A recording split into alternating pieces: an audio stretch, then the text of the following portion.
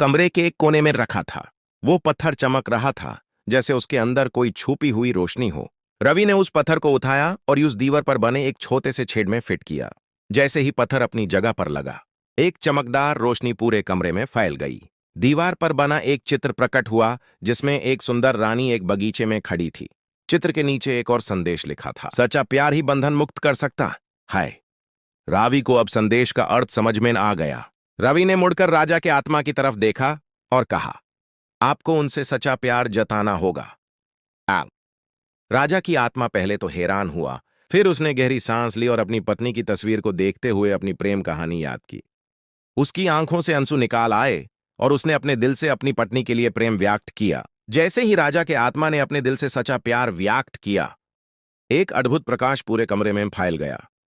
रानी की तस्वीर से एक चमकदार रोशनी निकली और धीरे धीरे वो रोशनी एक सुंदर रानी के रूप में बदल गई, जो अब उस कमरे में साक्षात खड़ी थी। रानी की आंखों में खुशी के आंसू थे और उसने अपने पाती जैसे ही उनके हाथ मिले, राजा का आत्मा भी एक बार फिर से उसके पुराने योद्धा रूप में लौट आया। दोनों ने एक दूसरे को गले लगा लिया। हजारों सालों के इंतजार के बाद उनका पुनर्मिलन हुआ था।